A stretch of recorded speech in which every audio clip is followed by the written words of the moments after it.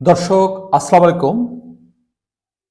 হাসিনাকে নাস্তিক উল্লেখ করলেন পুলিশের একটি বিভাগ। কি নির্মম পরিহাস! অপরাধীদের যাবতীয় অপরাধের তথ্য সংরক্ষণের জন্য বাংলাদেশ পুলিশ ২০১৫ সালে চালু করে criminal data management system CDMS. পুলিশের একটি বিভাগ সিডিএমএস, যেটা ১৫ সালে গঠিত হয়েছে, সেটা হলো যে সারা দেশে যারা অপরাধ করেছে বা ক্রিমিনাল, তাদের একটা তালিকা প্রস্তুত করা, এবং সেটা ১৫ সালে শেখ হাসিনার আমলেই সেটা করা হয়েছিল। তো শেখ হাসিনা যখন ক্ষমতায় ছিল, তখন তার নাম জপে তারা অফিস করত। শেখ হাসিনার নামে তারা খাওয়া দাওয়া করতো, তারা বাইরে বেড়াতে যেত আল্লাহর নাম বাদ দিয়ে। তো সেই পুলিশই শেখ হাসিনাকে অপরাধী হিসেবে গণ্য করার পরে তার যে ধর্ম কলাম বা ধর্মের যে লেখার জায়গা, সেখানে তাকে নাস্তিক বলে অভিহিত করেছে। পুরোটা হলো এরকম: এটিকে previous convention and previous record বা পূর্ববর্তী দণ্ড ও রেকর্ড সমূহের পরিসংখ্যান পিসিপিআর নামে অভিহিত করেন অনেকে। পিসিপিআরে পতিত আওয়ামী লীগ সরকারের সাবেক প্রধানমন্ত্রী শেখ হাসিনার নামে থাকা ধর্ম কলামে লেখা হয়েছে নাস্তিক, যদিও তার মেয়ে সাইমা ওয়াজেদ পুতুলের নামে ধর্ম কলামে লেখা হয়েছে ইসলাম। আর শেখ হাসিনার ছেলে সজীব ওয়াজেদ জয়ের নামে ধর্ম কলামে রাখাই হয়নি, কারণ সজীব ওয়াজেদ জয় থাকে ইংল্যান্ডে, খ্রিস্টান মেয়েকে বিয়ে করেছেন, এবং বিভিন্ন ধরনের যে বন্ধু বান্ধবী ইংল্যান্ডে আছে, সকলেই বিভিন্ন ধর্মের, এবং নিজেও কখনো কোনো ধর্ম পালন করেছেন কিনা বা কোনো ধর্মের আওতায় আছেন কিনা, সেটা বাংলাদেশের পুলিশ বা কখনো দেখেনি। তারা সত্য মনে করেছে সেটা, বা এখন তো তারা ক্ষমতায় নাই, তো যেভাবে লিখতে পারে সেইভাবে লিখেছে। সেই জন্য শেখ হাসিনার নামের সামনে লিখেছে, নামের কলামে লিখেছে নাস্তিক। অতিরিক্ত ধর্ম পালন করতো শেখ হাসিনা। সে মুখে বলেছে যে তাহাজ্জুদের নামাজ পড়তো, মানে রাত ৩টায় উঠতে হতো, এবং তাহাজ্জুদের নামাজ অনেক কয় রাকাত, অনেকক্ষণ সে নামাজ পড়তে হয়।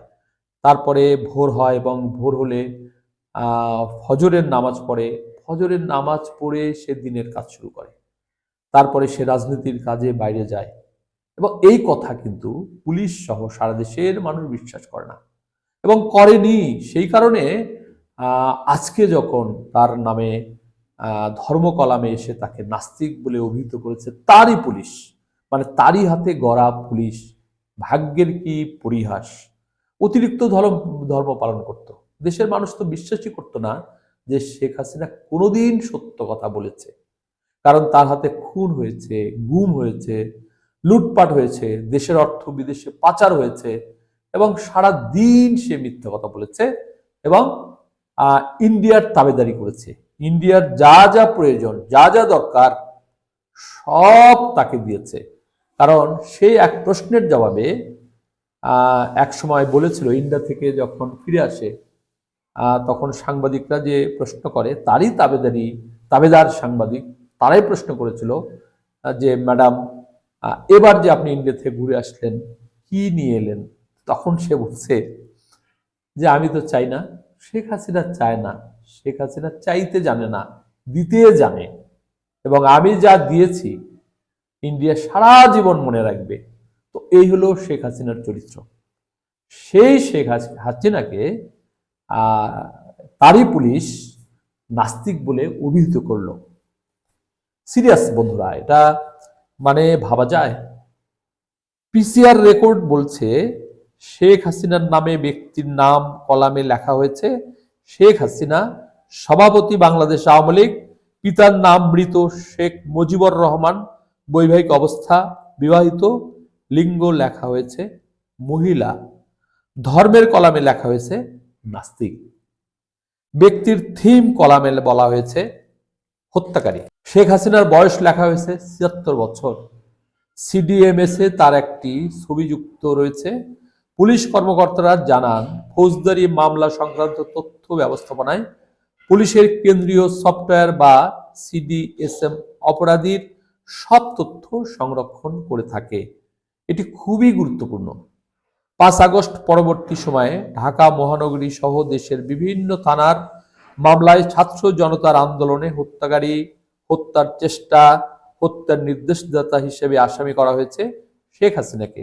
সংশ্লিষ্ট কর্মকর্তারা বলেন, 2015 সালে ঢাকার ও 2016 সালে সারা দেশে সিডিএসএম চালু করা হলেও গত 5 আগস্ট পরবর্তী সময়ে প্রথমবারের মতো সিডিএমএসে যুক্ত হয় শেখ হাসিনার নাম। প্রিয় দর্শক, এইটাই আসলে বলার কথা, যে সারাদিন ধর্মের কথা বলে, সারাদিন মানুষের সাথে যে কথা বলে, সত্য কথা ছাড়া উনি বলেন না, সারাদিন নামাজ পড়েন, রোজা রাখেন, তো এত কথা আসলে মানুষ বিশ্বাস করেনি, এত কথা বলার দরকারও ছিল না। শুধুমাত্র জনগণের ভাগ্য পরিবর্তনে বা জনগণ যেটা চায় তাদের ম্যান্ডেট দেওয়া, নির্বাচনের সময় স্বচ্ছতার সাথে ভোট দেওয়া, গণতন্ত্রকে সংহত করা, এটাই জনসাধারণ চেয়েছিল। তো যাক প্রিয় বন্ধুরা, এই ছিল আজকের খবর। সকলে ভালো থাকবেন। আল্লাহ হাফেজ।